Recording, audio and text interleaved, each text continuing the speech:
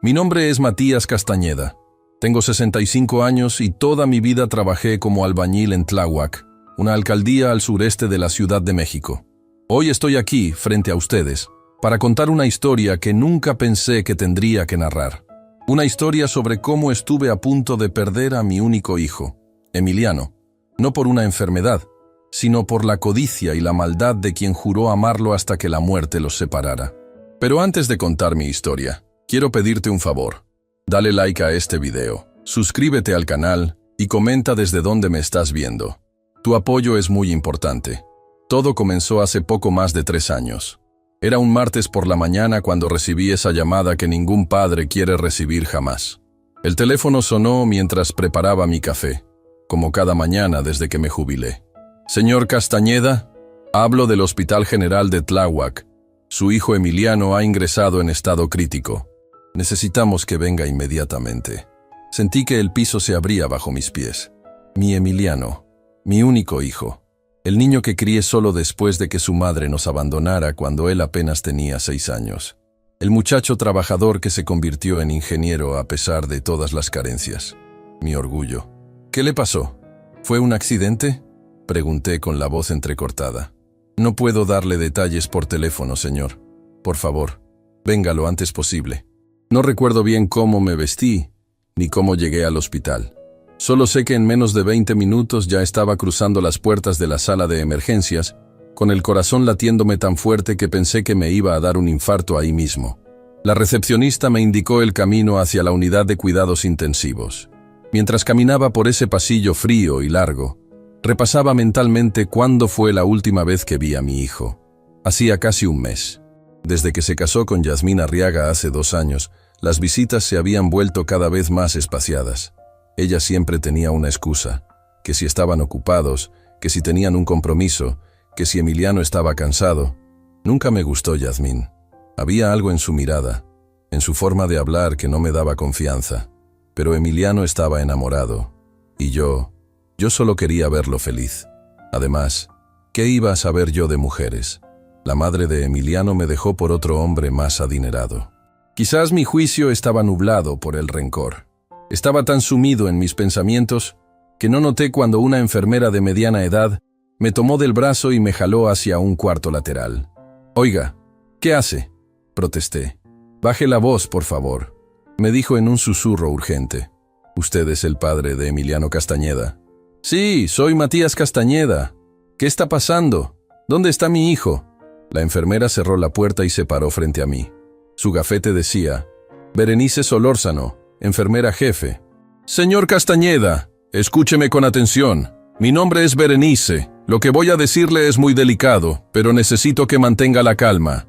Su hijo está estable por ahora, pero su situación es grave. Lleva ingresando y saliendo del hospital durante las últimas 3 semanas con síntomas cada vez más severos». «¿3 semanas?», interrumpí.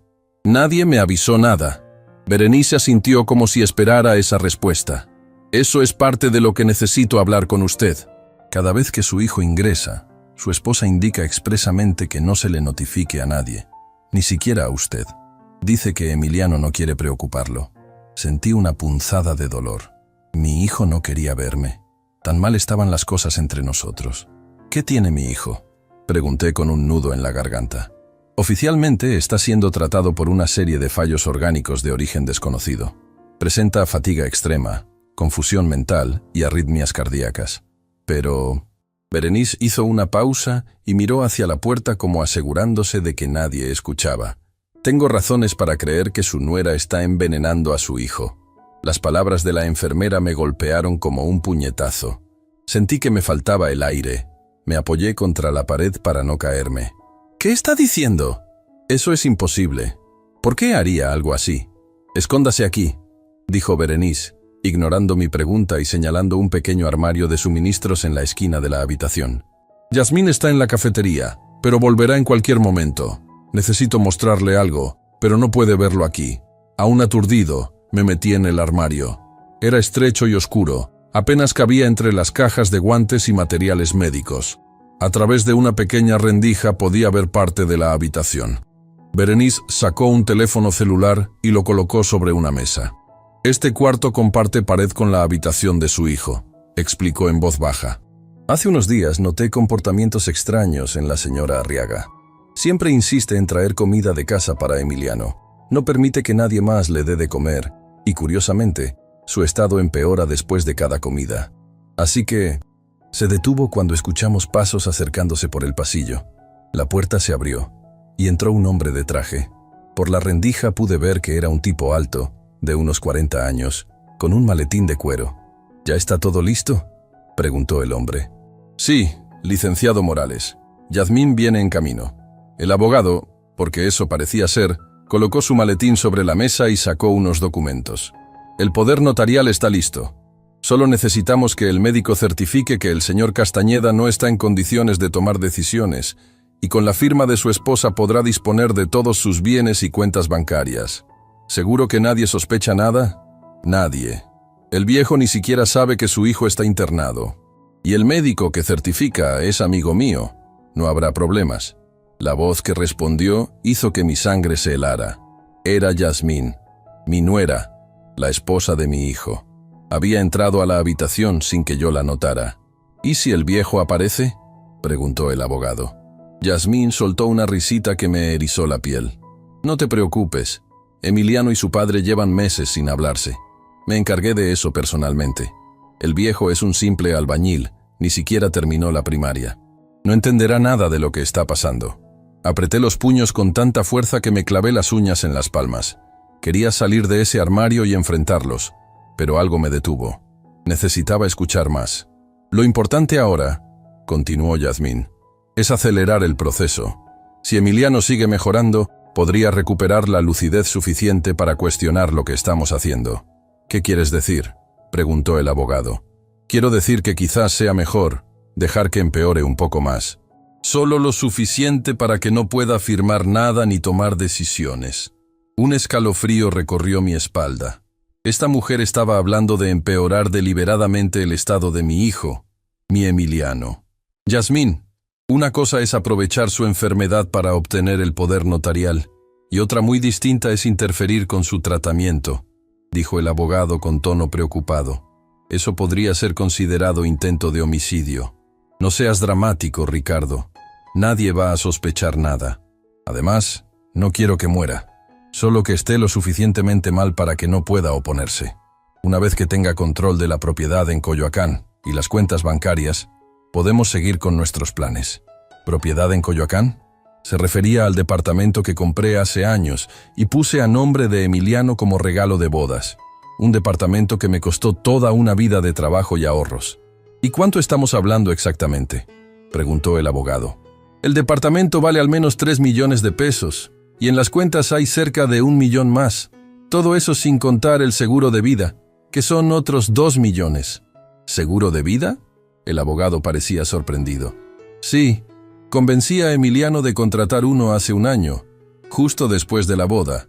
Yo soy la única beneficiaria, por supuesto. Sentí náuseas. Esta mujer no solo estaba envenenando a mi hijo para robarle, sino que además había planeado todo con meses de anticipación.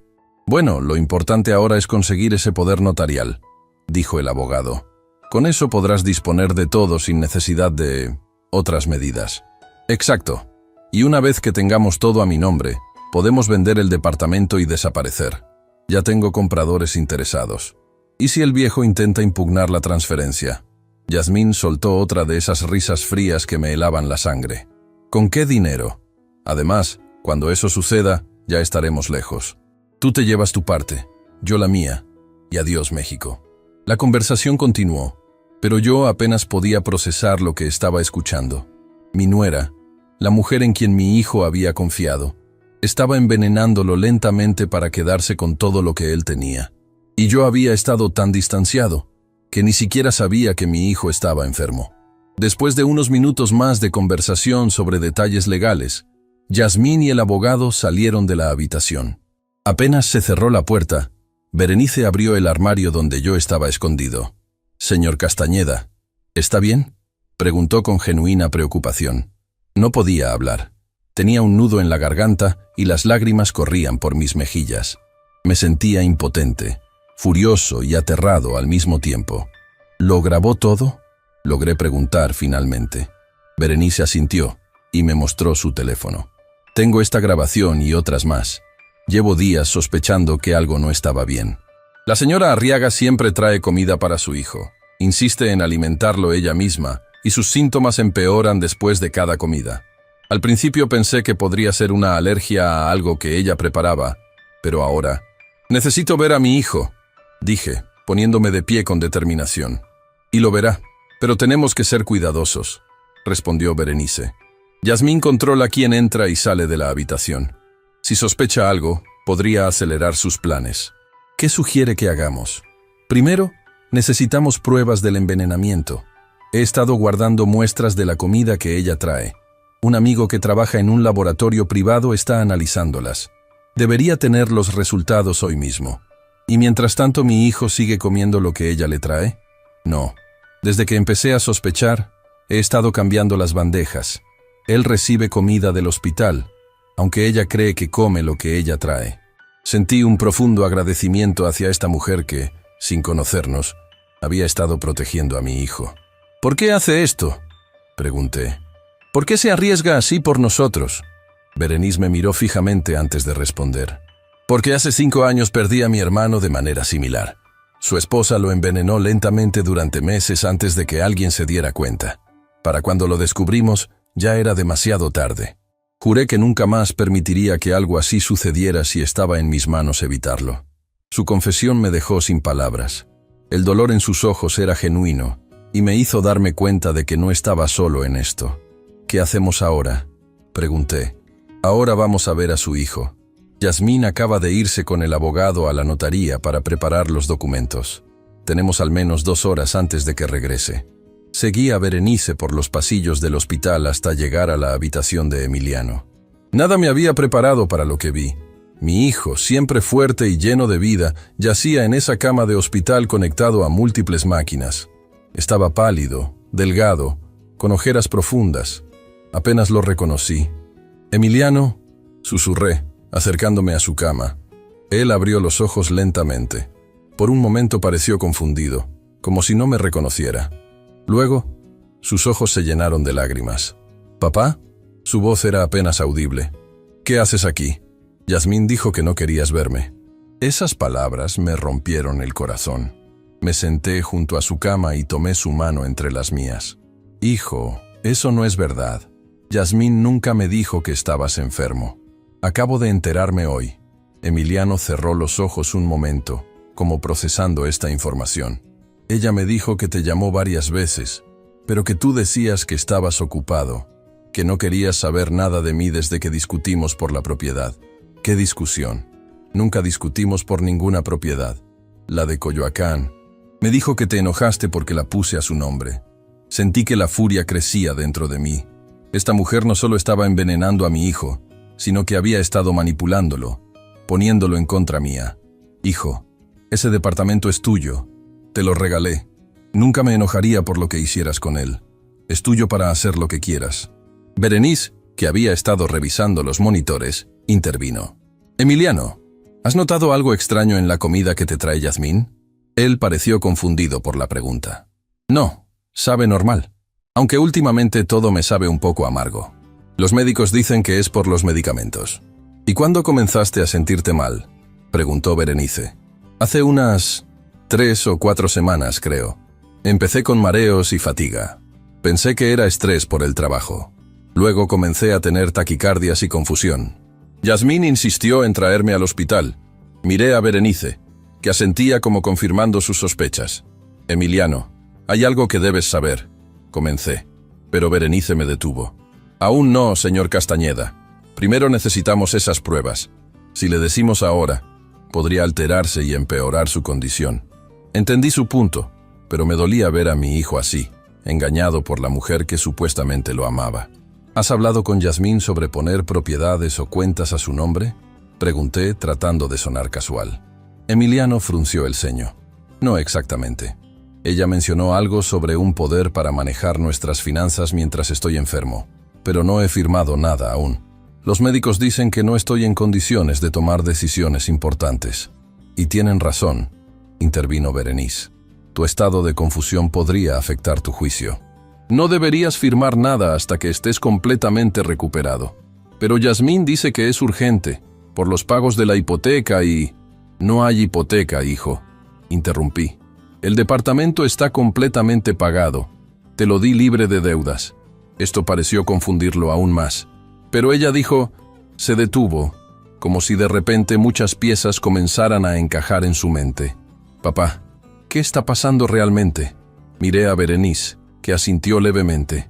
Era hora de empezar a revelar la verdad.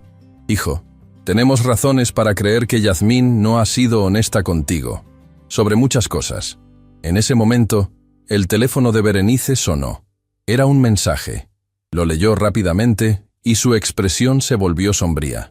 Son los resultados del laboratorio, dijo. Han encontrado altos niveles de hipericina en las muestras de comida. Es un compuesto que se encuentra en la hierba de San Juan, pero en dosis muy altas puede causar exactamente los síntomas que presenta Emiliano. Fatiga, confusión, arritmias cardíacas. ¿Estás diciendo que mi esposa me está envenenando?, preguntó Emiliano con voz temblorosa. Ninguno de los dos respondió de inmediato. No hacía falta. La pregunta flotaba en el aire, pesada y terrible. Necesitamos más pruebas, dijo finalmente Berenice, y necesitamos un plan para conseguirlas. El celular de Emiliano, que estaba sobre la mesa junto a su cama, comenzó a sonar. Era Yasmín. Mi hijo me miró, con una mezcla de miedo y determinación en los ojos. Contesta, le dije. Actúa normal. No le digas que estoy aquí. Emiliano asintió y tomó el teléfono. Hola, mi amor, dijo, con una voz sorprendentemente normal considerando las circunstancias. Sí, estoy bien. No ha venido nadie. ¿La notaría? Sí, claro. Lo que tú digas. Te espero entonces. Colgó y nos miró. Viene para acá con el notario. Dicen que es urgente que firme unos papeles. Berenice y yo intercambiamos miradas. El tiempo se nos acababa. Tengo que salir de aquí antes de que llegue, dije. Pero no te voy a dejar solo con ella, hijo. Lo prometo. ¿Qué vamos a hacer, papá?, preguntó Emiliano. Y por un momento vi en sus ojos al niño que una vez me pedía que revisara los monstruos bajo su cama. No tenía todas las respuestas, pero sabía una cosa con certeza. No iba a permitir que esa mujer le hiciera más daño a mi hijo. Vamos a atraparla, respondí. Y vamos a hacer que pague por lo que te ha hecho. Mientras salía de la habitación con Berenice para ocultarme antes de que Yasmín llegara, sabía que estábamos entrando en una batalla peligrosa. Una batalla contra una mujer capaz de envenenar lentamente al hombre que juró amar, solo por codicia. Una mujer que había manipulado a mi hijo para ponerlo en contra mía. Una mujer que, al parecer, estaba dispuesta a dejarlo morir si eso significaba quedarse con su dinero.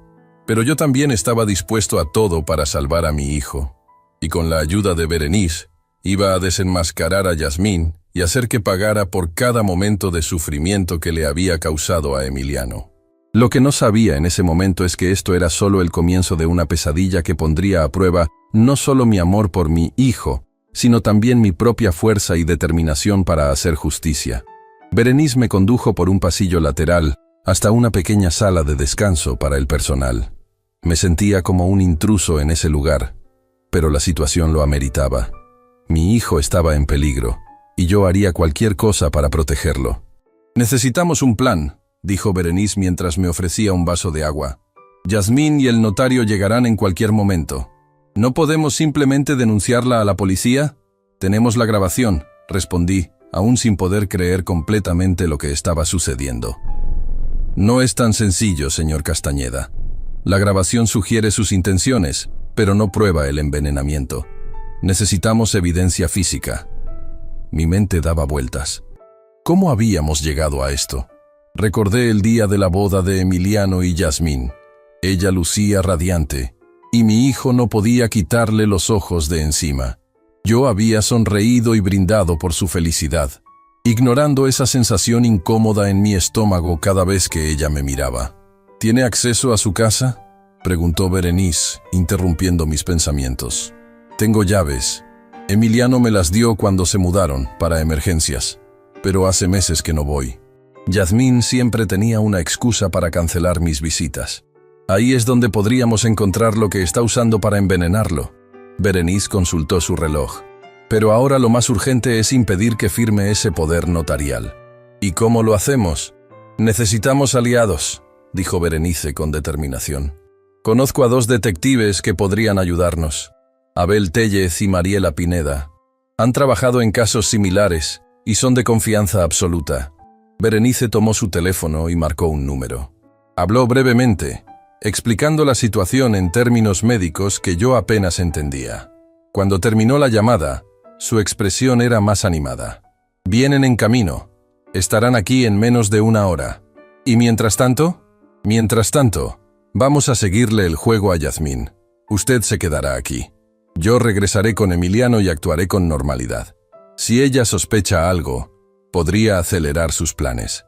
La idea de quedarme escondido mientras esa mujer estaba cerca de mi hijo me revolvía el estómago, pero entendí que era lo más prudente. Si le parece bien, continuó Berenice, podríamos instalar una pequeña cámara en la habitación. Así podríamos tener evidencia visual si intenta administrarle algo. Hágalo, respondí sin dudar. Mientras Berenice se preparaba para regresar a la habitación de Emiliano, no pude evitar hacerle la pregunta que me atormentaba desde que escuché la conversación entre Yasmín y el abogado. ¿Cree que mi hijo sobrevivirá a esto? Berenice se detuvo en la puerta y me miró directamente a los ojos. Si actuamos rápido, sí. La hipericina en dosis altas es peligrosa, pero no hemos detectado daño permanente en sus órganos. Con el tratamiento adecuado, debería recuperarse por completo. Sus palabras me dieron un poco de alivio. Al menos había esperanza. Gracias, dije con sinceridad. No sé qué habría pasado si usted no hubiera sospechado. No me agradezca todavía, señor Castañeda. Esto apenas comienza. Con esas palabras, salió de la sala, dejándome solo con mis pensamientos y mi preocupación. Los minutos pasaban lentamente. Desde mi escondite, podía ver un pequeño monitor que Berenice había conectado, mostrando la habitación de Emiliano. Vi cómo Yasmín llegaba con un hombre de traje. Supuse que era el notario. Y cómo Berenice lo recibía con una sonrisa profesional que no revelaba nada de lo que sabía. Señora Arriaga, le recuerdo que el paciente no debe ser sometido a ningún tipo de estrés, escuché decir a Berenice. No se preocupe, enfermera. Esto será rápido, respondió Yasmín con ese tono dulce que ahora me sonaba tan falso. Son solo unos documentos que mi esposo necesita firmar. El doctor ha sido muy claro sobre su estado. No está en condiciones de tomar decisiones legales. Vi cómo el notario intercambiaba una mirada incómoda con Yasmín. Señora, si el paciente no está en pleno uso de sus facultades mentales, cualquier documento que firme podría ser impugnado posteriormente, dijo el notario, que parecía ajeno a la conspiración. Mi esposo está perfectamente lúcido, insistió Yasmín, acercándose a la cama de Emiliano. ¿Verdad, mi amor?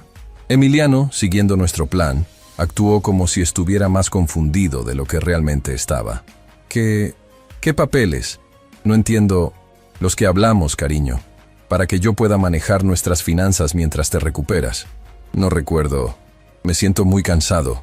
Vi cómo Yasmín apretaba los labios con frustración.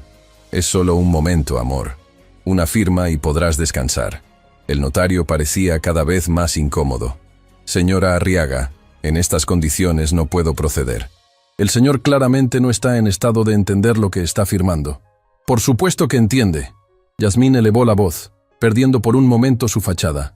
Solo está un poco sedado por los medicamentos. Lo siento, pero mi ética profesional me impide continuar. El notario comenzó a recoger sus documentos. Cuando el paciente esté recuperado, pueden contactarme nuevamente. Yasmín parecía a punto de explotar, pero logró contenerse. Entiendo. Gracias por venir, licenciado. Lo llamaré en unos días. Cuando el notario se marchó, vi cómo Yasmín se transformaba. Su rostro, antes amable y preocupado, se endureció. Se acercó a Emiliano y le habló en voz baja, pero la cámara captó cada palabra. ¿Qué demonios fue eso? Te dije que era importante firmar hoy. No me siento bien, Yasmín. No puedo firmar algo que no entiendo. ¿Sabes cuánto me está costando mantener esta farsa? ¿Cuánto tiempo llevo planeando todo esto? Su voz era apenas un susurro, pero cargado de veneno. Si no cooperas, tendremos que hacerlo por las malas. ¿De qué hablas? Me estás asustando. Vi cómo mi hijo intentaba alejarse de ella en la cama. Su expresión era de genuino temor. Descansa, cariño, dijo Yasmín, recuperando su tono dulce, al notar que Berenice regresaba a la habitación. «Traeré tu comida favorita más tarde».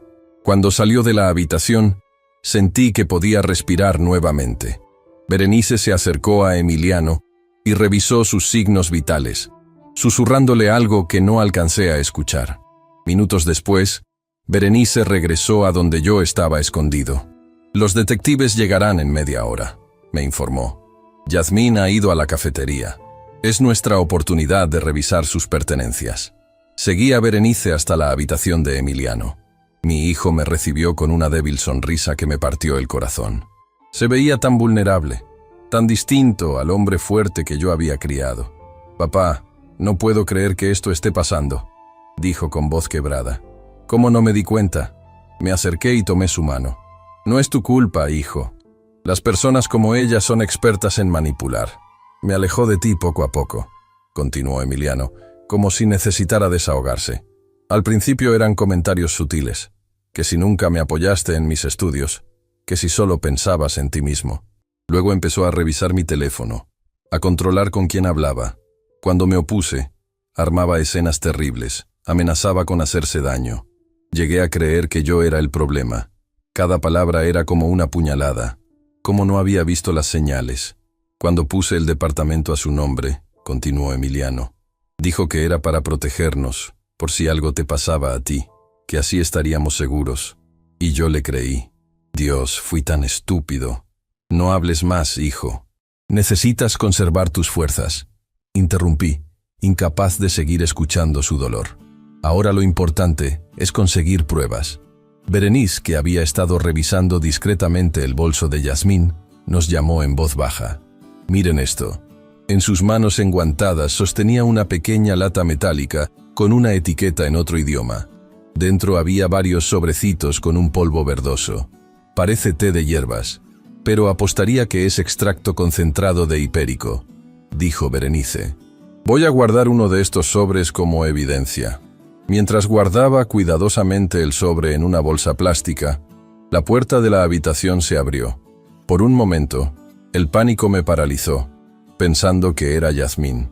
Pero eran dos personas que no conocía. Un hombre de unos 50 años, corpulento, con expresión seria, y una mujer más joven, de aspecto decidido. «Abel, Mariela, gracias por venir tan rápido», dijo Berenice con evidente alivio. «¿Dónde está la sospechosa?», preguntó la mujer sin preámbulos. «En la cafetería. Tenemos unos minutos antes de que regrese». Berenice me presentó a los detectives Abel Telles y Mariela Pineda. Mientras les mostraba la grabación y las pruebas que habíamos encontrado, sentí una mezcla de alivio y temor. Por fin teníamos ayuda profesional, pero esto hacía que todo fuera más real, más definitivo. «Con esto tenemos suficiente para una investigación formal», dijo el detective Tellez después de examinar las pruebas. «Pero si queremos asegurar una condena, necesitamos atraparla en el acto». «¿Qué sugiere?», pregunté.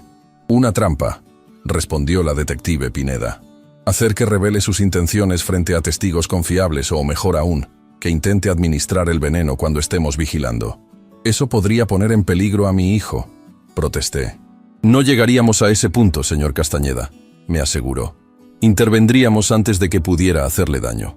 Mientras discutíamos los detalles del plan, escuchamos pasos acercándose por el pasillo. Era Yasmín. Los detectives apenas tuvieron tiempo de ocultarse en el baño de la habitación, mientras yo me deslizaba bajo la cama de Emiliano, tal como habíamos planeado en caso de emergencia. Desde mi posición, podía ver los pies de Yasmín moviéndose por la habitación. Traía una bolsa que colocó sobre la mesa auxiliar. «Te traje un licuado de frutas, amor», la escuché decir con ese tono empalagoso que ahora me revolvía el estómago. «Te ayudará a recuperar fuerzas». «No tengo hambre», respondió Emiliano débilmente. «Tienes que comer algo, cariño. El médico insiste en que necesitas nutrientes». Vi cómo sacaba un vaso de la bolsa y lo colocaba en la mesa junto a la cama. «Solo unos sorbos, ¿sí? Por mí». «¿Qué tiene?», preguntó Emiliano. «Sabe diferente últimamente. Son solo frutas y un poco de miel», respondió Yasmín con impaciencia mal disimulada. «¿Por qué tantas preguntas? ¿No confías en mí? Es que la última vez que tomé uno de tus licuados me sentí peor. Vi cómo Yasmín se tensaba. Sus pies cambiaron de posición, como si se estuviera acercando más a la cama. Emiliano, no empieces con eso otra vez. Sabes que es tu enfermedad la que te hace sentir mal, no mi comida. Entonces, ¿por qué no quieres que coma la comida del hospital? Hubo un silencio tenso. Casi podía sentir la furia de Yasmín creciendo. ¿Por qué no saben preparar las cosas como te gustan? Respondió finalmente, con un esfuerzo evidente por mantener la calma. Además, ¿desde cuándo cuestionas lo que hago por ti? Después de todo lo que he sacrificado. ¿Qué has sacrificado, Yasmín? La voz de Emiliano sonaba más firme ahora. Desde que nos casamos, te has alejado de tus amigos, has dejado tu trabajo, pasas todo el día en casa, controlando cada aspecto de mi vida. Lo hice por ti, exclamó ella, perdiendo la compostura. Para ser una buena esposa, para cuidarte. ¿Envenenándome?, soltó Emiliano de repente.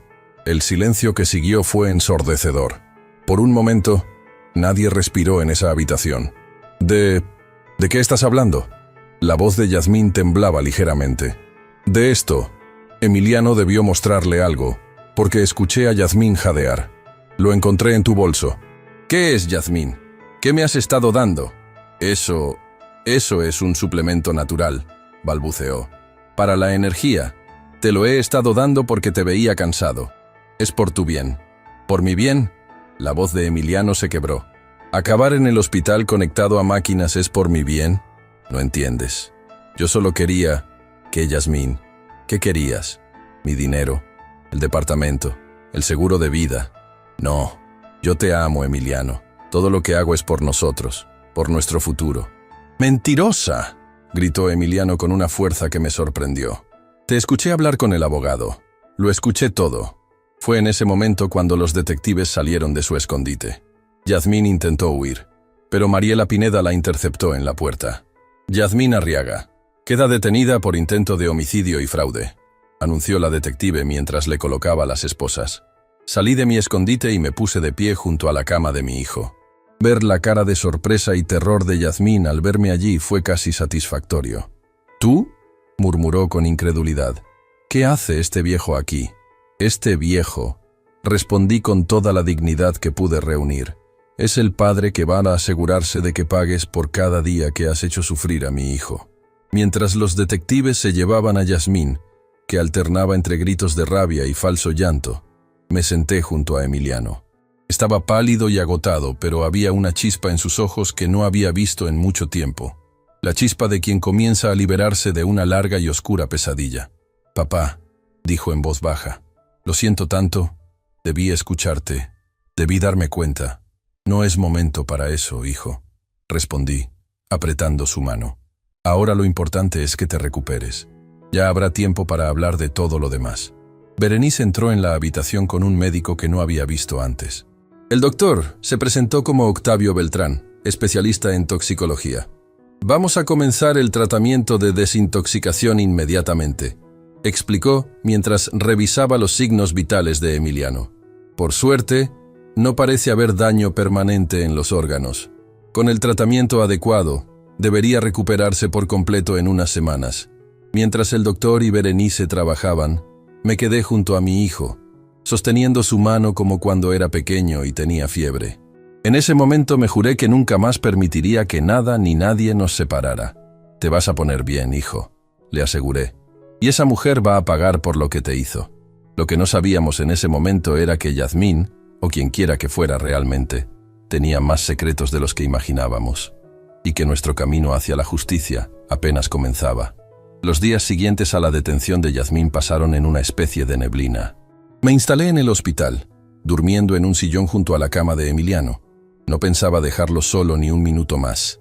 El doctor Beltrán había iniciado un intenso tratamiento de desintoxicación, y aunque mi hijo seguía débil, sus mejoras eran notables día a día.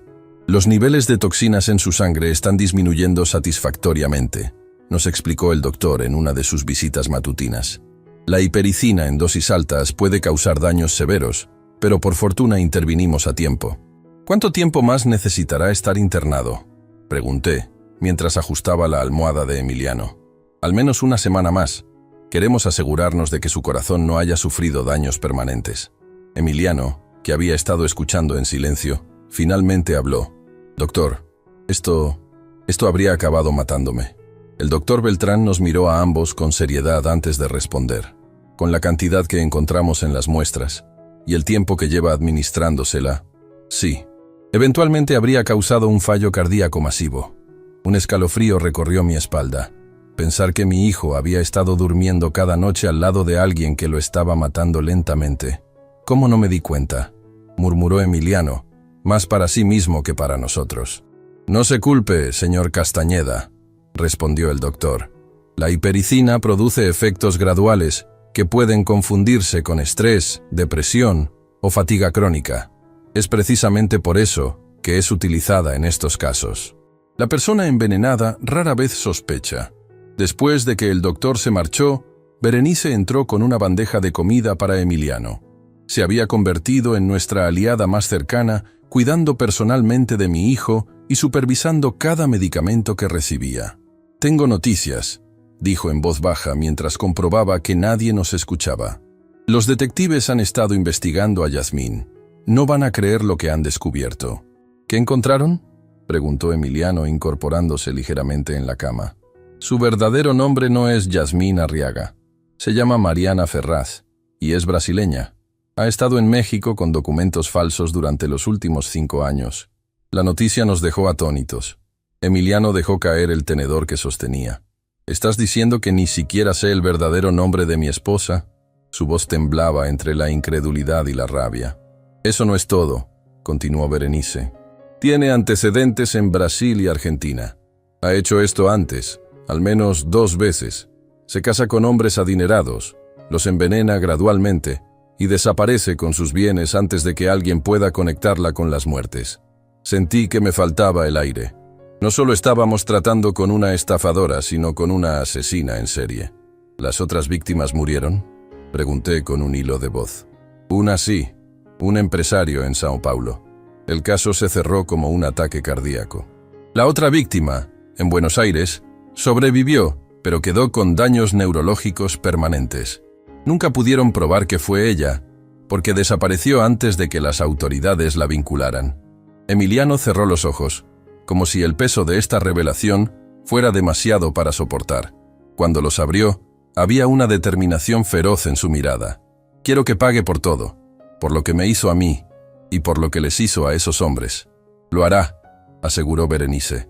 «Esta vez tenemos pruebas sólidas. Y los detectives están trabajando con Interpol para unir todos los casos». En ese momento, alguien llamó a la puerta. Eran los detectives Telles y Pineda.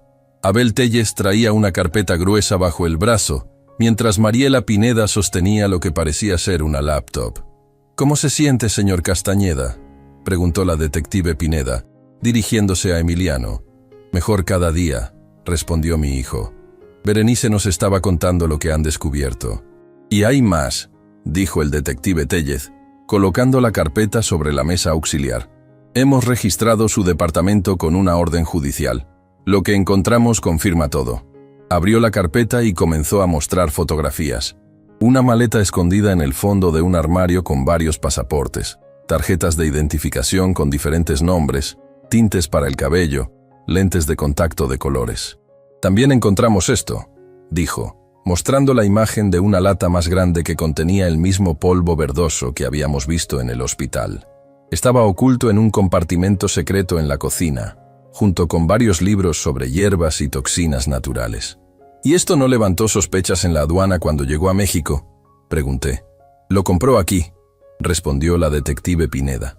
«Encontramos recibos de una tienda herbolaria en Coyoacán. Se vende como suplemento natural para la depresión y el insomnio, completamente legal en dosis normales, pero ella usaba cantidades muy superiores a las recomendadas», añadió Telles. «Y lo más perturbador es esto». Giró la laptop hacia nosotros. En la pantalla había un documento que parecía una especie de diario, pero estructurado como un estudio científico. «Es un registro detallado de las dosis que te administraba», explicó, dirigiéndose a Emiliano.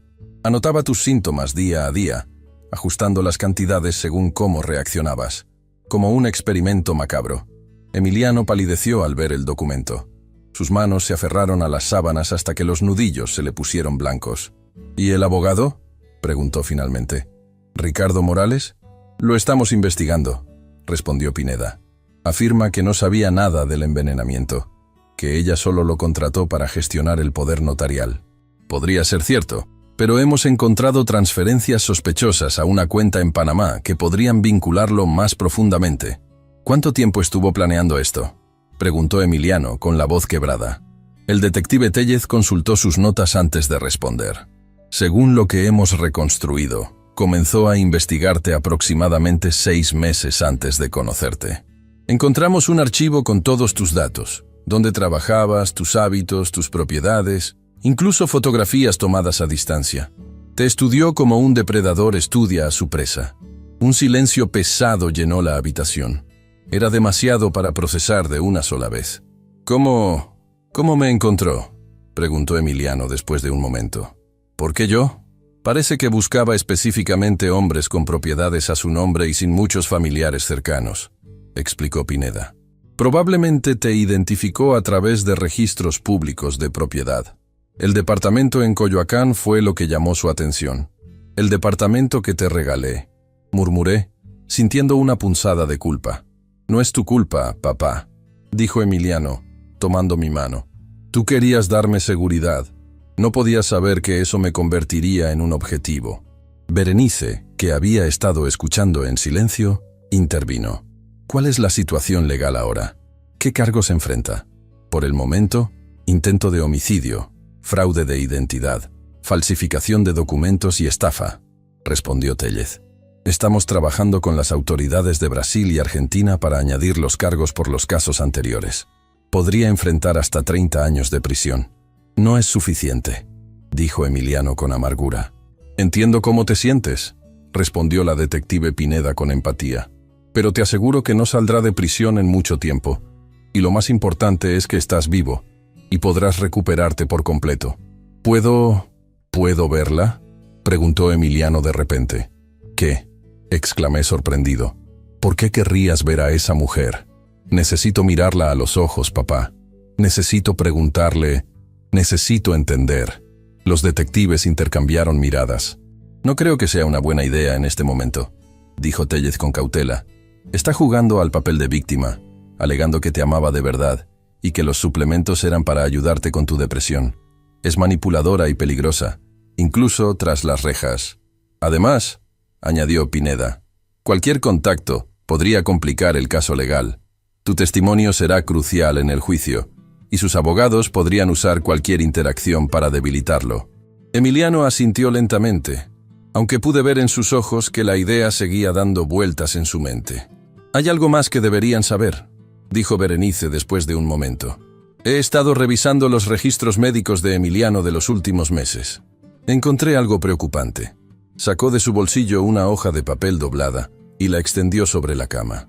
«Estas son las fechas de tus ingresos anteriores al hospital, Emiliano. 4 en total durante los últimos 3 meses. En cada uno, Yasmín, o Mariana, insistió en que tus síntomas eran causados por estrés o agotamiento. Pero si observas la progresión, es claro que estaba experimentando, aumentando gradualmente las dosis para ver cuánto podías tolerar. Dios mío, murmuré, sintiendo náuseas al comprender el nivel de cálculo y crueldad. En el último ingreso, 2 semanas antes de este, tuviste una arritmia severa que casi te cuesta la vida, continuó Berenice. Según las notas del médico de guardia, Yasmín mencionó que tenías antecedentes de problemas cardíacos. Nunca he tenido problemas de corazón, protestó Emiliano. Exactamente. Estaba preparando el terreno para que tu eventual muerte pareciera natural, causada por una condición preexistente. Los detectives tomaron nota de esta nueva información. Esto refuerza el caso de premeditación, dijo Tellez. Sus abogados no podrán alegar que fue un accidente o un malentendido. Mientras hablábamos, noté que Emiliano se veía cada vez más cansado. El esfuerzo de esta conversación estaba pasándole factura. Creo que es suficiente por hoy, dije, poniéndome de pie. Mi hijo necesita descansar. Los detectives asintieron y comenzaron a recoger sus documentos. Volveremos mañana con más información, dijo Pineda. Por ahora, hemos asignado un oficial de guardia en el pasillo, solo por precaución. ¿Creen que podría intentar algo?, Pregunté alarmado. Es poco probable. Está bajo custodia estricta, respondió Tellez. Pero en casos como este, preferimos ser extremadamente cautelosos. Especialmente porque aún no sabemos si tiene cómplices. Después de que los detectives se marcharon, Berenice ayudó a Emiliano a acomodarse para descansar. «Intentaré dormir un poco», dijo mi hijo, «pero tengo tantas preguntas dando vueltas en mi cabeza». «Es normal», respondió Berenice con gentileza. «Has sufrido una traición enorme. Tomará tiempo procesar todo esto». Cuando Emiliano finalmente se quedó dormido, Berenice me hizo una seña para que la siguiera fuera de la habitación. «Señor Castañeda, hay algo que no mencioné frente a su hijo para no alterarlo más», dijo en voz baja una vez que estuvimos en el pasillo. «Cuando revisamos las búsquedas en la computadora de Yasmín, encontramos que había estado investigando cómo falsificar un testamento. Sentí un escalofrío recorrer mi espina. ¿Crees que planeaba matarlo y quedarse con todo?» «Sí», completó Berenice. Las búsquedas se intensificaron en las últimas semanas. Creo que estábamos contrarreloj sin saberlo. Me apoyé contra la pared, sintiendo de repente el peso de los últimos días. No puedo creer lo cerca que estuvimos de perderlo. Pero no lo perdimos, dijo Berenice con firmeza. Está a salvo ahora, y se recuperará por completo. Gracias a ti, respondí, mirándola con sincera gratitud. Si no hubieras sospechado, si no hubieras actuado, hice lo que cualquier persona con conciencia habría hecho. No, hiciste mucho más. Arriesgaste tu trabajo, tu reputación. ¿Por qué? ¿Solo por lo de tu hermano? Berenice desvió la mirada un momento antes de responder. Mi hermano murió envenenado por su esposa durante meses. Cuando finalmente descubrimos lo que sucedía, era demasiado tarde. Los médicos no le creyeron cuando dijo que sospechaba que ella lo estaba envenenando. Pensaron que era paranoia por su deterioro mental. Para cuando conseguimos que alguien nos escuchara, el daño en sus órganos era irreversible. Lo siento mucho, dije, conmovido por su historia. Desde entonces, me especialicé en reconocer signos de envenenamiento crónico. He identificado 3 casos en mi carrera como enfermera. 2 pudimos salvarlos. 1 no. Cada vida que salvo es como si de alguna manera estuviera compensando por no haber podido salvar a mi hermano. La abracé espontáneamente. Al principio se tensó, sorprendida, pero luego se relajó y correspondió brevemente al abrazo. Siempre estaré en deuda contigo, dije al separarme. Si alguna vez necesitas algo, lo que sea, solo quiero que Emiliano se recupere y que esa mujer pague por lo que ha hecho. No solo a él, sino a todas sus víctimas. En ese momento, el teléfono de Berenice sonó. Era un mensaje. Lo leyó rápidamente y su expresión se tornó seria. «¿Qué sucede?», pregunté. «Es del laboratorio. Han completado análisis más detallados de las muestras de comida. Encontraron trazas de un segundo compuesto mezclado con la hipericina». «¿Qué tipo de compuesto?». «Un derivado de digitoxina, un glucósido cardíaco. En términos simples, un veneno que afecta directamente al corazón. La combinación de ambas sustancias es letal». Sentí que el suelo se tambaleaba bajo mis pies. «¿Estás diciendo que estaba usando 2 venenos diferentes?». «Sí, y eso explica por qué sus síntomas eran tan severos. La hipericina por sí sola no suele causar arritmias tan graves, pero combinada con digitoxina estaba acelerando el proceso», concluí, sintiendo un nudo en el estómago. Se estaba quedando sin tiempo. Exactamente. Quizás sospechaba que alguien la vigilaba, o simplemente se estaba impacientando. En cualquier caso, esto refuerza aún más los cargos en su contra. Volvimos a la habitación y encontramos a Emiliano despierto, mirando por la ventana con expresión pensativa. «Pensé que estabas durmiendo, hijo», dije, acercándome a su cama. «No puedo», respondió sin mirarme. «Cada vez que cierro los ojos la veo mezclando cosas en mi comida, observándome mientras me debilitaba día a día, sonriendo mientras planeaba mi muerte». «No tortures así», dije, sentándome a su lado. «Lo importante es que estás a salvo ahora». «Pero ¿cómo voy a confiar en alguien de nuevo, papá?». Su voz se quebró. «La mujer con la que compartí mi vida, mis sueños, todo era mentira. Cada beso, cada caricia, cada te amo, todo era parte de un plan para matarme. No tenía respuesta para eso. ¿Cómo se recupera alguien de una traición tan profunda? El tiempo. dijo Berenice, como si hubiera leído mis pensamientos. El tiempo y el apoyo de quienes realmente te aman. No será fácil ni rápido, pero es posible sanar, Emiliano. Te lo aseguro. Emiliano asintió levemente, aunque pude ver que no estaba completamente convencido. ¿Sabes qué es lo más doloroso?, dijo después de un momento. Que a pesar de todo, una parte de mí sigue queriendo creer que hubo algo real en algún momento. Que no todo fue fingido. Sé que es absurdo, pero... No es absurdo, respondió Berenice con gentileza. Es humano. Nadie quiere aceptar que fue completamente engañado, que no vio ni una sola señal de advertencia. Buscamos desesperadamente algo que nos diga que no fuimos tan ciegos, tan ingenuos. Exactamente, dijo Emiliano con una triste sonrisa. Pero supongo que tengo que aceptar la verdad, por dura que sea. Ella nunca me amó. Solo amaba lo que yo podía darle. El silencio que siguió a sus palabras era pesado, cargado de dolor y resignación, pero también quizás el primer paso hacia la aceptación y la curación. Lo que no sabíamos en ese momento era que la historia de Yasmín, o Mariana, era aún más oscura de lo que imaginábamos, y que nuestro camino hacia la justicia y la recuperación apenas comenzaba.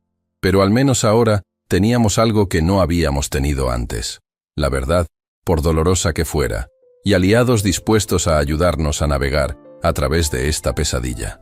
3 meses han pasado desde aquel día en el hospital cuando descubrí que mi nuera estaba envenenando lentamente a mi hijo. 3 meses de recuperación, investigaciones, declaraciones y preparativos para un juicio que promete ser uno de los más mediáticos en la historia reciente de México. Emiliano fue dado de alta 2 semanas después de que detuvieron a Yasmín, o Mariana, como ahora sabemos que realmente se llama. El doctor Beltrán insistió en que siguiera un riguroso tratamiento de rehabilitación cardíaca y terapia psicológica. Los daños físicos, aunque severos, estaban sanando satisfactoriamente. Las heridas emocionales tomarían mucho más tiempo. Hay días en que me despierto y por un segundo olvido todo lo que pasó, me confesó Emiliano una tarde, mientras tomábamos café en la terraza de mi pequeño departamento en Tláhuac, donde se había mudado temporalmente. Luego la realidad me golpea de nuevo, y es como revivirlo todo otra vez. Es normal, hijo, respondí apretando su hombro. El doctor Ramos dijo que llevará tiempo procesar algo así. El doctor Gabriel Ramos, su terapeuta, se había convertido en una figura importante en nuestra nueva vida. Un hombre paciente y sabio que estaba ayudando a Emiliano a reconstruir no solo su confianza, sino también su capacidad para ver el futuro con esperanza. Lo que no entiendo es cómo no me di cuenta antes, continuó Emiliano, revolviendo distraídamente su café. Hubo señales, ahora lo veo claro. La forma en que me alejó de ti, de mis amigos, cómo controlaba cada aspecto de mi vida. ¿Cómo pude ser tan ciego? Los manipuladores como ella son expertos en lo que hacen, dije repitiendo lo que el doctor Ramos nos había explicado. Te aíslan gradualmente, te hacen dudar de ti mismo, confunden el control con amor. No es tu culpa, hijo. Fuiste víctima de alguien que ha perfeccionado el arte del engaño. Emiliano asintió, aunque pude ver que aún luchaba por perdonarse a sí mismo. ¿Has sabido algo de los detectives?, preguntó, cambiando de tema. Llamaron esta mañana. El juicio comienza la próxima semana. Quieren que repasemos nuestras declaraciones una última vez. El simple hecho de mencionar el juicio bastó para que la expresión de Emiliano se tensara. La idea de enfrentar a Mariana en la corte, de revivir cada detalle de su engaño y su intento de asesinato, lo llenaba de ansiedad. Estaré ahí contigo en cada momento, le aseguré. Y Berenice también. Berenice Solórzano. La enfermera que había salvado la vida de mi hijo, se había convertido en una presencia constante en nuestras vidas. Su experiencia personal con una tragedia similar la convertía en un apoyo invaluable para Emiliano. Más de una vez, había notado cómo los ojos de mi hijo se iluminaban ligeramente cuando ella llegaba. Quizás, con el tiempo, esa amistad podría convertirse en algo más. Pero por ahora, lo importante era sanar. No sé si estoy listo para verla, admitió Emiliano. Para escuchar cómo habla de mí como si fuera un experimento, una víctima, un objeto. No tienes que mirarla, respondí. Solo tienes que decir la verdad. El resto lo harán los fiscales y las pruebas. Y pruebas había muchas. Durante estos meses, la investigación había revelado detalles aún más escalofriantes. Mariana Ferraz no solo había asesinado al empresario en Sao Paulo y dejado con daños cerebrales a su víctima en Buenos Aires. Había un tercer caso, en Lima, Perú, que acababa de salir a la luz. Otro hombre, otro matrimonio, otra muerte por causas naturales. La Interpol había conectado los 3 casos anteriores con el intento fallido contra mi hijo. El día del juicio llegó con un cielo nublado que parecía reflejar nuestro estado de ánimo. El Tribunal Superior de Justicia de la Ciudad de México estaba rodeado de periodistas. El caso había captado la atención nacional e internacional, no solo por su naturaleza macabra, sino también porque revelaba fallos graves en los controles migratorios y en la cooperación internacional para rastrear a criminales seriales. Entramos por una puerta lateral, escoltados por los ya familiares detectives Telles y Pineda. Berenice nos esperaba en un pequeño salón anexo a la sala de audiencias. ¿Están listos?, preguntó, abrazando brevemente a Emiliano. Tanto como se puede estar, respondió mi hijo con una débil sonrisa. La fiscal asignada al caso, Julia Mondragón, una mujer de mediana edad con una reputación formidable, nos repasó una última vez lo que podíamos esperar. El caso es sólido, nos aseguró. Las pruebas son abrumadoras. Las grabaciones, los análisis de la comida envenenada, los documentos falsos, las búsquedas en su computadora. Pero la defensa intentará sembrar dudas, sugerir que ella realmente te amaba y que los suplementos eran para ayudarte, no para dañarte. ¿Cómo podrían argumentar eso con todo lo que tenemos?, pregunté indignado. Es su trabajo intentarlo, respondió la fiscal con resignación. Pero no se preocupen, la verdad está de nuestro lado. Cuando entramos a la sala del tribunal, sentí un escalofrío al ver a Mariana sentada junto a su abogado. Vestía de manera sobria, sin maquillaje, con el pelo recogido en una sencilla cola de caballo. Nada que ver con la Yasmín glamurosa y sofisticada que había conocido. Parecía otra persona, y supongo que en cierto modo lo era. Por un momento, nuestras miradas se cruzaron. No vi remordimiento ni vergüenza en sus ojos, solo un cálculo frío, evaluándonos, como si aún estuviera buscando algún ángulo, alguna ventaja. Emiliano, a mi lado, se tensó visiblemente. Tomé su mano y la apreté, recordándole en silencio que no estaba solo. El juicio fue tan brutal como habíamos anticipado. La defensa, tal como predijo la fiscal Mondragón, intentó presentar a Mariana como una esposa amorosa que solo quería ayudar a su marido con remedios naturales. Argumentaron que el estrés de Emiliano, su supuesta depresión y sus problemas de sueño la habían llevado a buscar alternativas a la medicina tradicional. Mi clienta puede haber cometido errores al administrar dosis incorrectas, pero nunca tuvo la intención de dañar a su esposo, alegó su abogado. El poder notarial que buscaba era para proteger sus intereses conjuntos mientras él se recuperaba. Fue el turno de Emiliano de testificar. Mientras subía al estrado, pude ver cómo respiraba profundamente, reuniendo toda su fuerza. Señor Castañeda, ¿puede decirnos cuándo comenzó a sentirse enfermo?, preguntó la fiscal. Aproximadamente 3 meses antes de mi hospitalización final, respondió Emiliano con voz clara. Primero fueron pequeñas cosas, mareos, fatiga, dificultad para concentrarme. Luego empeoró gradualmente. Taquicardias, confusión mental, debilidad extrema. ¿Y quién preparaba sus alimentos durante este periodo? Yasmín, se corrigió. Mariana. Ella insistía en preparar todo lo que yo comía y bebía. Decía que la comida del exterior no era saludable, que ella quería cuidarme. ¿Notaba algo extraño en estos alimentos? A veces tenían un sabor ligeramente amargo, pero ella decía que eran las hierbas y especias naturales que usaba, que eran buenas para mi salud. El interrogatorio continuó, detallando cómo Mariana había controlado cada aspecto de su vida, alejándolo de su familia y amigos, monitoreando sus llamadas, creando conflictos imaginarios. Cuando fue el turno de la defensa para contrainterrogar, el abogado de Mariana adoptó un tono condescendiente. Señor Castañeda, ¿no es cierto que usted sufría de depresión antes de conocer a mi clienta? No, respondió Emiliano con firmeza. Nunca he sido diagnosticado con depresión. Pero experimentaba estrés por su trabajo, ¿correcto? Como cualquier persona con responsabilidades, sí, nada fuera de lo normal. ¿Y no es cierto que su esposa le sugirió remedios naturales para ayudarlo con ese estrés? ¿Y usted estuvo de acuerdo? Ella me ofrecía tés y batidos que decía eran saludables.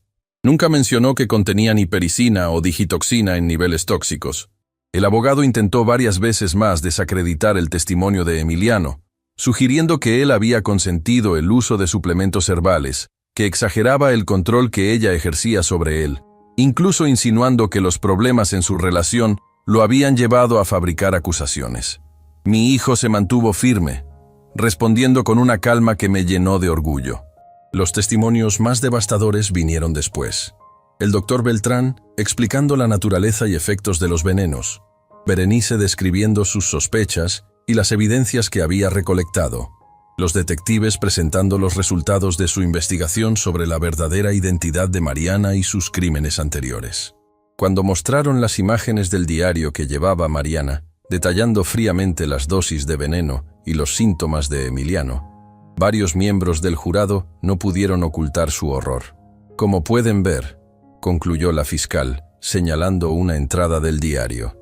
La acusada escribió textualmente: dosis aumentada a 300 mg, arritmias más frecuentes, estimación de tiempo hasta fallo cardíaco, 3-4 semanas.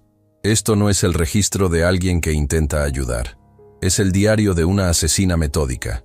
El momento más surrealista fue cuando Mariana decidió testificar en su propia defensa. Transformó completamente su apariencia y comportamiento. Frágil, con lágrimas en los ojos, habló de cómo amaba profundamente a Emiliano y solo quería ayudarlo. Cometí errores por ignorancia, dijo entre sollozos. No soy médica. No sabía que las dosis que usaba podían ser peligrosas. Estaba desesperada por verlo mejorar, por devolverle la energía y la alegría que había perdido. Miré a Emiliano, preocupado de que esta actuación pudiera afectarlo, pero en su rostro solo había una mezcla de incredulidad y algo parecido a la lástima.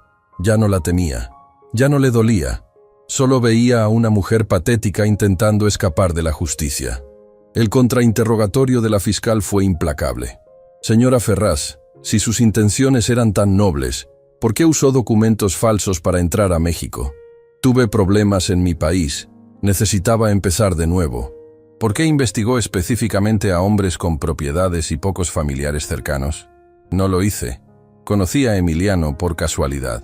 ¿Por qué llevaba un registro detallado de cómo los venenos afectaban a su esposo, incluyendo predicciones sobre cuándo fallecería? Esas notas están mal interpretadas. Yo solo. Cada respuesta sonaba más débil, más fabricada que la anterior. El teatro de vulnerabilidad se desmoronaba ante la contundencia de las evidencias. El juicio duró 2 semanas. Finalmente, llegó el momento del veredicto. La sala estaba en completo silencio mientras el juez leía la decisión del jurado. En el caso del Estado contra Mariana Ferraz, alias Yasmín Arriaga, por los cargos de intento de homicidio, fraude de identidad, falsificación de documentos y estafa, este tribunal la encuentra culpable de todos los cargos. Un murmullo recorrió la sala. Emiliano apretó mi mano con fuerza. Berenice, sentada al otro lado, pasó discretamente un brazo por los hombros de mi hijo. Dada la gravedad de los delitos, la premeditación demostrada y los antecedentes de casos similares en otros países, continuó el juez, este tribunal la condena a 30 años de prisión sin posibilidad de libertad condicional. Mariana no mostró reacción alguna mientras los guardias se acercaban para llevársela. Solo cuando pasó junto a nuestra fila, se detuvo un momento y miró directamente a Emiliano. Sus ojos, fríos y calculadores, revelaban por fin su verdadera naturaleza. «Debí usar más», dijo en voz baja, tan baja que solo nosotros pudimos escucharla. «Con otro gramo, no estarías aquí». Antes de que pudiéramos reaccionar, los guardias la alejaron. Esas fueron las últimas palabras que escuchamos de la mujer que casi destruye nuestra familia. Al salir del tribunal, enfrentamos a una multitud de periodistas. Emiliano, que había permanecido en silencio, sorprendentemente tomó la palabra. «Solo quiero decir algo a otras personas que puedan estar viviendo situaciones similares», dijo con voz clara. «Si están siendo aislados, controlados, Si dudan constantemente de su propio juicio porque alguien los hace sentir locos, busquen ayuda. Podría ser la diferencia entre la vida y la muerte. Su declaración inesperada resonó profundamente. En los días siguientes, los centros de ayuda para víctimas de abuso reportaron un aumento significativo en las llamadas. Los meses siguientes fueron de reconstrucción. Emiliano vendió el departamento en Coyoacán. Demasiados recuerdos dolorosos estaban asociados a ese lugar. Compró un pequeño terreno cerca de mi casa en Tláhuac y comenzó a construir allí su nuevo hogar. Como ingeniero, diseñó él mismo los planos. Como padre, me sentí orgulloso al verlo reconstruir no solo una casa, sino su vida. Berenice siguió siendo parte fundamental de nuestro día a día. Su amistad con Emiliano fue evolucionando naturalmente hacia algo más profundo. No era solo que ella lo hubiera salvado, era la comprensión mutua, el respeto, la forma en que ambos habían enfrentado tragedias y seguían creyendo en la bondad a pesar de todo. Un año después del juicio, Emiliano y Berenice me sorprendieron con una noticia que cambiaría nuestras vidas nuevamente. «Papá, queremos crear una fundación», me dijo Emiliano una noche mientras cenábamos en mi casa, «para ayudar a víctimas de abuso y fraude familiar. Desde que nuestro caso se hizo público, muchas personas nos han contactado con historias similares», explicó Berenice. «Hay una necesidad real de apoyo especializado. Así nació la Fundación Nuevo Amanecer. Comenzó modestamente, en un pequeño local cerca del hospital donde Berenice seguía trabajando. Ofrecía asesoría legal gratuita para víctimas de abuso, apoyo psicológico y algo que se había convertido en la misión personal de Berenice: capacitación para personal médico en la detección de signos de envenenamiento doméstico. Emiliano aportó sus habilidades de ingeniería y gestión, mientras que yo me encargaba de hablar con las familias, especialmente con los padres que, como yo, sentían que habían fallado en proteger a sus hijos. Les contaba mi historia. Les aseguraba que la culpa no ayudaba a nadie, que lo importante era estar presentes ahora, apoyando la recuperación. 2 años después de su fundación, Nuevo Amanecer había ayudado a más de 200 familias y capacitado a personal de 10 hospitales en la Ciudad de México. El programa de detección de Berenice había identificado al menos 15 casos de envenenamiento gradual que, de otra forma, podrían haber terminado en tragedias. Una tarde, mientras revisábamos los nuevos casos en la oficina de la fundación, Emiliano me sorprendió con una pregunta. «Papá, ¿crees que alguna vez podré volver a confiar plenamente en alguien?» Miré por la ventana hacia el patio donde Berenice organizaba una sesión de terapia grupal. Sonreía mientras hablaba con los participantes, irradiando esa fuerza tranquila que la caracterizaba. «Ya lo estás haciendo, hijo», respondí. «Cada vez que ayudas a alguien, cada vez que compartes tu historia, cada vez que dejas que Berenice se acerque un poco más, estás eligiendo confiar de nuevo». «Tengo miedo», admitió. «No de Mariana. Ella está donde debe estar. Tengo miedo de mí mismo, de mi capacidad para juzgar a las personas». «El miedo es normal», dije, recordando las palabras del doctor Ramos. «Pero no dejes que te paralice. Has sobrevivido a algo terrible y has transformado esa experiencia en algo que ayuda a otros. Eso requiere un tipo de fortaleza que pocas personas tienen». Emiliano asintió lentamente, considerando mis palabras. «¿Sabes qué es lo más extraño?», dijo después de un momento. «Que en cierto modo, me siento agradecido por lo que pasó. No por el envenenamiento, claro, sino por lo que vino después. Nunca habríamos creado la fundación, nunca habría conocido realmente a Berenice. Tú y yo no estaríamos tan unidos». «A veces», respondí, «de las peores experiencias nacen las mejores oportunidades. Lo importante es reconocerlas cuando aparecen». 3 años han pasado desde aquel día en que llegué al hospital para ver a mi hijo y una enfermera me dijo: «Escóndete ahora mismo». 3 años desde que descubrimos la terrible verdad sobre la mujer que casi destruye nuestra familia. Hoy, mientras observo a Emiliano y Berenice anunciando la apertura de una nueva sede de Nuevo Amanecer en Guadalajara, siento una mezcla de orgullo y gratitud. Mi hijo no solo sobrevivió a un intento de asesinato, emergió de esa experiencia con una nueva misión, un nuevo propósito. Como padre, siempre quieres proteger a tus hijos del dolor, pero a veces es precisamente a través del dolor que encuentran su camino. Lo que Mariana intentó destruir, nosotros lo reconstruimos, más fuerte y más significativo que antes. Y en cuanto a mí, el viejo albañil que nunca terminó la primaria, como me describió despectivamente Mariana, he aprendido que la verdadera fortaleza no está en los muros que construyes, sino en la capacidad de derribarlos cuando es necesario. Los muros entre mi hijo y yo cayeron, y en su lugar construimos puentes. Puentes que ahora ayudan a otros a encontrar su camino hacia la seguridad y la sanación. Quizás esa sea la lección más importante de toda esta historia, que incluso de los planes más oscuros pueden hacer la luz más brillante, que el veneno que estaba destinado a matar puede, paradójicamente, dar vida a algo nuevo y hermoso. Y eso, más que cualquier condena o castigo, es la verdadera justicia.